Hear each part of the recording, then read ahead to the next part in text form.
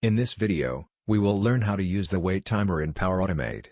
The flow can wait for a predetermined period of time before continuing to the next step by using the Power Automate delay action. Now we'll create a flow that will wait 1 minute after the item is created in SharePoint before sending an email. Here I am created the below SharePoint list for this flow. Select a trigger when an item is created SharePoint, then enter the site address and list name. Add a delay of 30 seconds, which will pause the flow for 30 seconds before proceeding to the next step. Select the delay action, then count 30 and set the unit to seconds. You can adjust the delay here to suit your needs. Next, we'll send an email, then choose Send an Email, V2.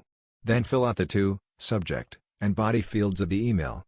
After 30 seconds you can see my flow ran successfully.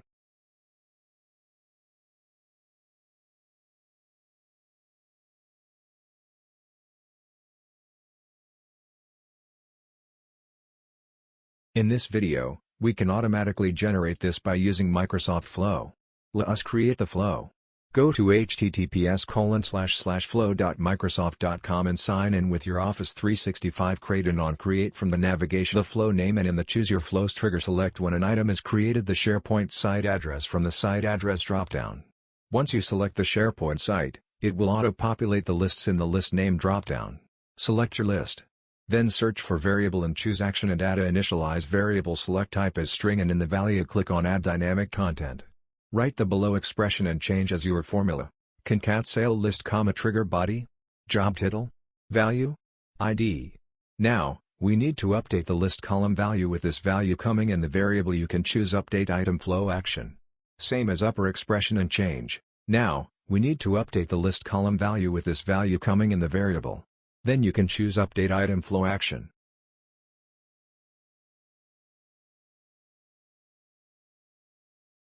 In this video, we will look at how to use Microsoft Flow to send an email when an item is added to a list. I'm going to make a custom list in SharePoint before starting the Microsoft Flow. So now our list is ready, we will create a flow for it. Select the new automated cloud flow shown in the screenshot below. Next, select when an item is created from SharePoint. Next, give site address and list name. Next, give site address and list name. Next, enter details of to, subject, body. Next, save and test the flow by adding a sample record in SharePoint list. Now check the mail.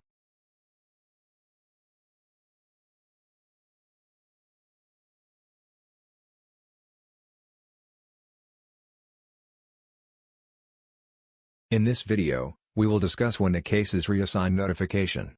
We need endpoint URL for webhook registration. Create a when a HTTP request is received. Paste the URL in the notepad and divide the URL as two parts from start to invoke. Next, go to webhook registration in plugin registration tool. Paste the main URL in a saved webhook and click register. Renew image. Next, run the flow and take the code from body of your Power Automate when a HTTP request is received.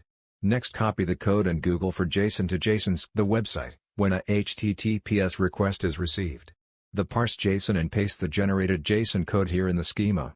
Take parse JSON and rename it to parse pre-image. Remove the row version, type, null inside pre-entity images, and rename it to parse attribute and pass the attribute from the code in the schema. Next, takes compose and give inputs. Next, test the flow and check it's working or not. Now user reassigned and flow also working.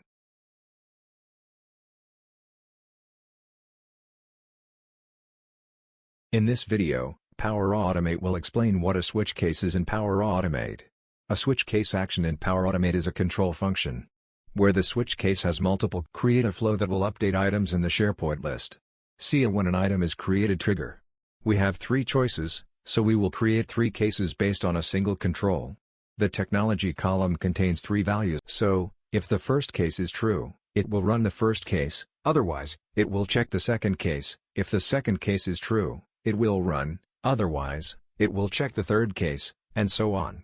Now if the case for pipe. Next, in case 2 set the value for SQL. Then if this case for SQL is true, then update the item for SQL. At last, if the case for SQL is false, then it will run the case for MongoDB. Add the trigger condition.